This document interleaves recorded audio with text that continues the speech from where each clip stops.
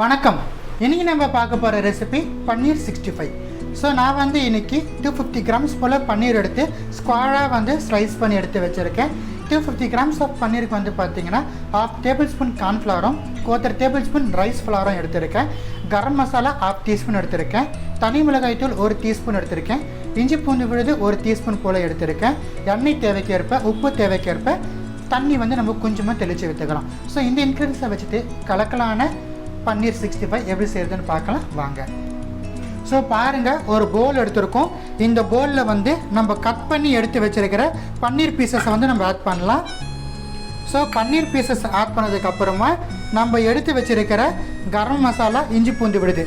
நான் வந்து இன்றைக்கி கரம் மசாலா எடுத்துருக்கேன். உங்களுக்கு வேணால் நீங்கள் வேறு ஏதாச்சும் டிக்கா மசாலா இல்லைனா தந்தூர் மசாலா என்ன உங்களுக்கு இஷ்டமோ அந்த ஃப்ளேவருக்கான மசாலா நீங்கள் எடுத்துக்கலாம். இதே ரேஷியோவில் ஆட் பண்ணிக்கலாம். காரத்திற்கு ஏற்ப நம்ம தனி மிளகாய் தூளை ஆட் பண்ணிக்கலாம். உங்களுக்கு எவ்வளோ காரம் விருப்பமோ அவ்வளோக்கு ஏற்றது போல் நீங்கள் ஆட் பண்ணிக்கலாம். கார்ன்ஃப்ளவர், நம்ம எடுத்த ரைஸ் ஃப்ளவர்,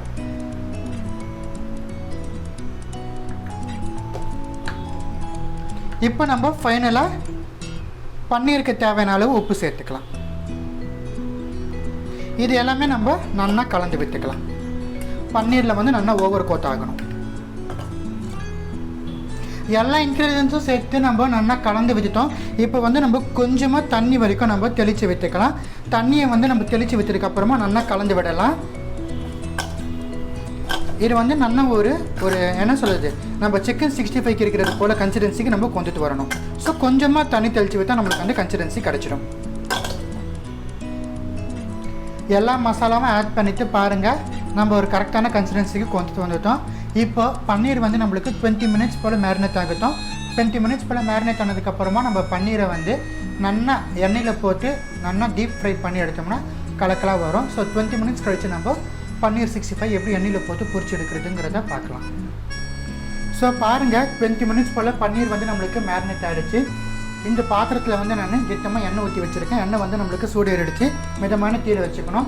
எண்ணெயை வந்து ஹை ஃப்ளேமில் வச்சு ஹீட் பண்ணி லோ ஃப்ளேமில் வச்சுருங்க. ஃபுல் லோ ஃப்ளேமில் வச்சுருங்க. ஃபுல் லோ ஃப்ளேமில் வச்சுருக்கப்புறம் தான் பன்னீரை சேர்க்கணும். அப்படியே சேர்த்திங்கன்னா பன்னீர் வந்து சீக்கிரமாக வந்து ஒரு மாதிரி பிளாக்கிஷ் கலருக்கு போயிடும். அப்புறமா பன்னீர் வந்து நமக்கு சாப்பிடவே பிடிக்காது. ஸோ 1 by 1 நம்ம ஆட் பண்ணிக்கலாம். நம்ம எடுத்த பன்னீரை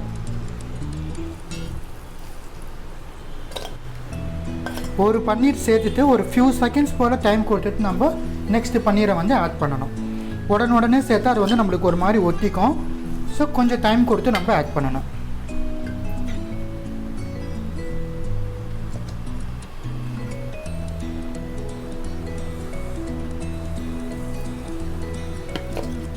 ஸோ ஃபஸ்ட் பேட்சுக்கு வந்து நான் ஆட் பண்ணிட்டேன்.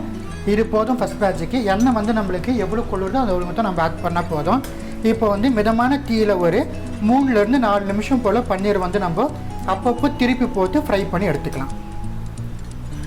லோ ஃப்ளேமில் 3 மினிட்ஸ் போல் ஆகிடுச்சு. பன்னீர் பாருங்கள் நல்லா ஃப்ரை ஆகிடுச்சு. இதுக்கு மேலே வைத்து ஒரு மாதிரி ரப்பரி போல் போயிடும் பன்னீர் நம்மளுக்கு. ஸோ எடுத்துடலாம். இப்போ நம்ம செகண்ட் பேட்சஸ் ஆஃப் பன்னீர்ஸை நம்ம ஆட் பண்ணலாம்.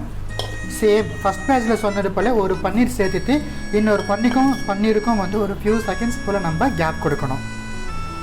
எல்லாம் பன்னீர்ஸும் நம்ம ஆட் பண்ணிட்டோம். இதுவும் வந்து நம்மளுக்கு ஒரு 3 நிமிஷம் போல் லோ ஃப்ளேமில் வந்து நம்மளுக்கு ஃப்ரை ஆகட்டும். அப்பப்போ நம்ம ஸ்டிர் பண்ணி விடலாம், திருப்பி விடலாம். பன்னீர் வந்து கலக்கலாக வெந்து வரும். பன்னீர்ஸ் வந்து நல்லா ஃப்ரை ஆகிடுச்சு. 3 நிமிஷம் போல் ஆகிடுச்சு. இப்போ நம்ம பன்னீர் சேர்த்து ஒரு பவுலில் ட்ரான்ஸ்ஃபர் பண்ணிடலாம். ஒரு கலக்கலான ஸ்நாக்ஸ் ரெசிபி தான் பன்னீர் 65. இது வந்து சின்னவங்களிலிருந்து பெரியவங்க வரைக்கும் விரும்பி சாப்பிடக்கூடிய ஒரு ஐட்டம் தான் பன்னீர். ஸோ அந்த பன்னீரை வச்சு 65 எப்படி பண்ணுறது உங்களுக்காக செஞ்சு காமிச்சிருக்கேன். இந்த ரெசிபி உங்கள் வீட்டில் ட்ரை பண்ணி பார்த்து எப்படி இருந்துச்சுன்னு எனக்கு கமெண்ட் செக்ஷனில் சொல்லுங்கள்.